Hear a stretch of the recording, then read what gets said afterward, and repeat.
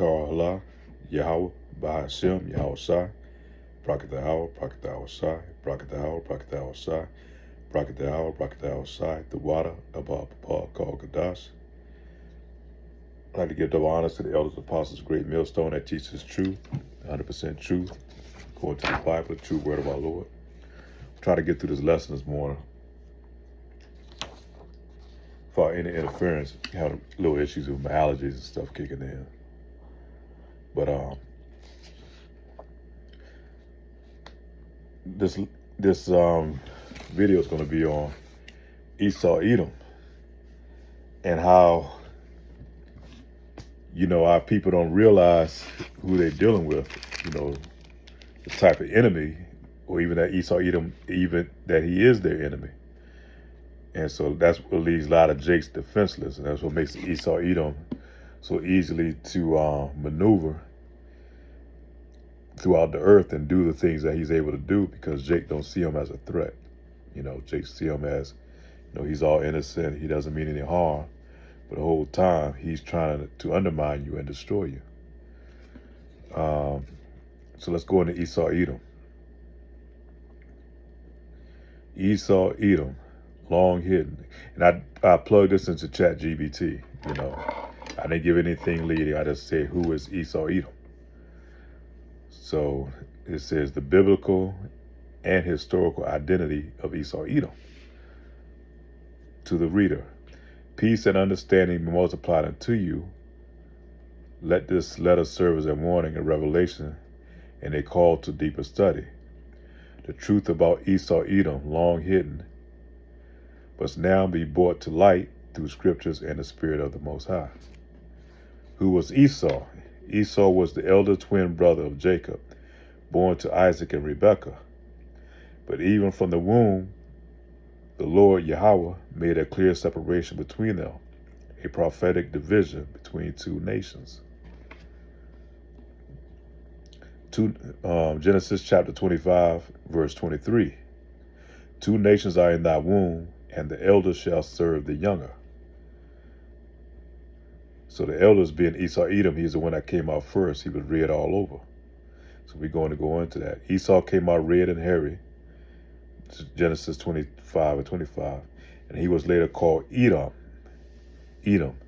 meaning red. He became a skilled hunter and a man of the field, but his heart was carnal. And talking about him being red, you look at them, they're not white. That's a social construct they came up with. But if you look at their skin, and he throw that white image in there to get your mind and trick your mind and not look at him as being the red man. Because really his skin, his blood shows through his skin. That's why he looks red. That's why we consider him to be red. The Bible describes him as being red. And when they get mad, they turn real red, that's who they are. All the other nations, they are brown. The Esau, Edom is red. That's what makes them different. Esau came out red and hairy and was later called Edom, meaning red. He became a skilled hunter and a man of the field, but his heart was carnal. He sold his birthright, his confident blessing, for a bowl of lentils, proving his disregard for spiritual promises of the Most High. Genesis chapter 25, verse 30-34. So he's a carnal-minded man. That's how he thinks. He thinks of what he wants right here and now. But he's a forward-thinking man, but he doesn't think in a spiritual sense. He wants his right here and now. From that moment forward, his descendants became enemies of Israel. When Israel fled Egypt, Edom refused them passage. When Jerusalem fell, Edom rejoiced. The enmity is just historical. It is spiritual. The enmity is not just historical. It is spiritual and prophetic. What does the Most High say about Esau? The scriptures declares something sobering. Jacob have I loved, Esau have I hated. That's in Romans chapter 9, verse 13. So the Lord is telling you he hates this dude, man, Esau, He's the border of wickedness. He has a specific role that he has to play throughout the generations, man. He's the wicked. That's what the Lord has built him up to be, to be destroyed, that vessel for destruction. And I hated Esau and laid his mountains waste and his heritage waste. That's Malachi chapter 1, verse 3. Say the Most High rejected Esau and his descendants not only because of his actions, but because of his spirit. Esau represents rebellion, pride, and violence, a nation raised up to show God's wrath. And really he goes back to, in the beginning of Genesis, he was Cain. He was Cain during that time. He had melanin during that time, but when he came back later on, he was cursed. And that's having that opaque skin where his blood shows through. Esau described as, let's go over the characteristics of Esau Edom. Esau described as proud and deceitful. That goes in Obadiah chapter 1, verse 3 and 4. We'll go over that. A hunter and a killer. That's Genesis chapter 27, verse 40. Because Esau was blessed with the sword and the fatness of the land. He controls all the land masses, all the great places he's in control of, most of the earth. And, that sword, man, is his blessing. That's why he rules with the iron fist, man, with that sword. That's talking about his weapons, his weaponry. A symbol of worldly kingdoms and military power. And who has all the military, mostly military bombs and weapons? Who was the first one? Is Esau Edom. He was given that by Yahushua, man. He's Yahushua's whipping stick on the other nations. I think the Bible calls him the hammer of the earth. Esau's spirit lives on in modern empire systems, especially those tied to Rome, Europe, and America.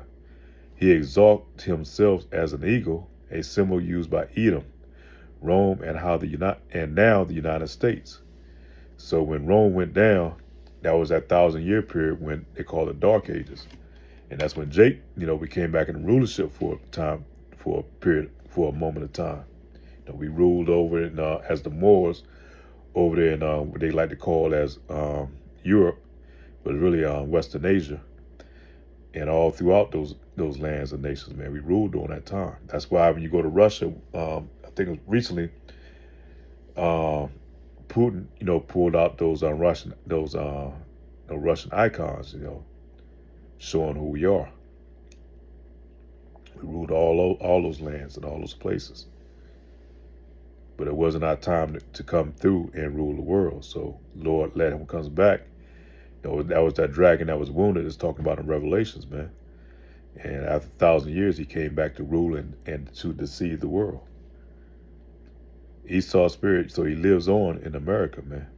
Europe and America, he exalts himself like an eagle, a symbol used by Edom, Rome, and now the United States. Now, I didn't put that in there. That's what ChatGPT kicked back.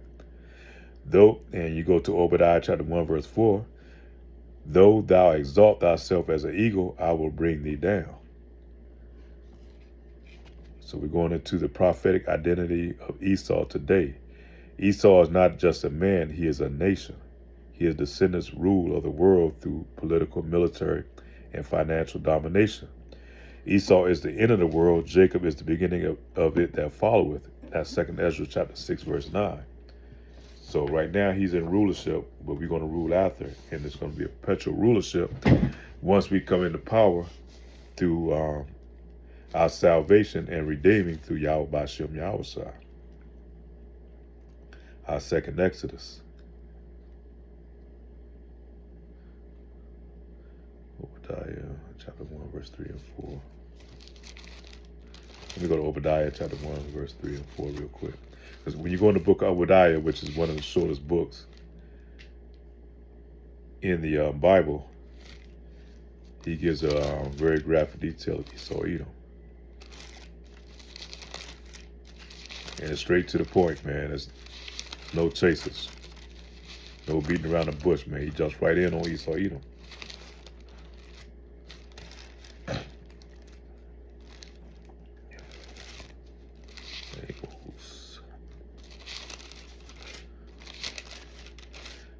Obadiah chapter 1, verse 3 and 4. It's only one chapter. The pride of thy heart hath deceived thee, thou that dwellest in the cleft of the rocks, whose habitation is high, that saith in his heart, who shall bring me down? That's that pride he was talking about. Though thou exalt thyself as an eagle, thou set thy nest among the stars, thence will I bring thee down, saith the Lord. Because who has the satellites and all these space stations and shit up there in the up in the heavens, man? The Lord is going to bring that junk down to the earth, man. Come crashing down. And he's really talking about Esau, Edom as a whole. He's going to bring him down to earth. Because right now, you know, he looks at himself as being a god, man.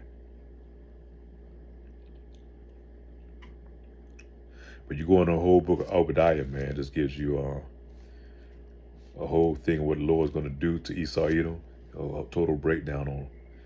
Verse 10, for thy violence against thy brother Jacob, shame shall cover thee, and thou shalt be cut off forever. You know, he did some horrific shit to our people. You know, we really brothers, you know, if you go back, like I said, to Genesis. This is why the world today is corrupt, violent, and full of lies. It is ruled by Edom, but the Bible is clear his time is almost up.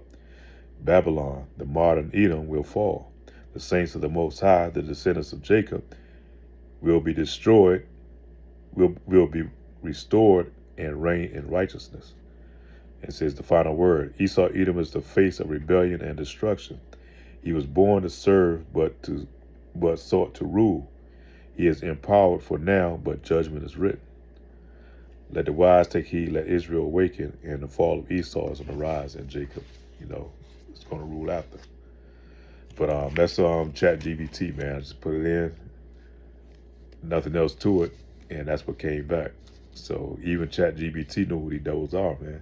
But our people, they refuse to see it, man. They don't want to hear it. You know, Jake loves to dwell in ignorance. You know, acts like he don't know. You know, Jake wants to stay asleep. So therefore, he's going to be destroyed when the Lord comes back for that day of judgment, man. So Lord will is edifying. With that, say shalom.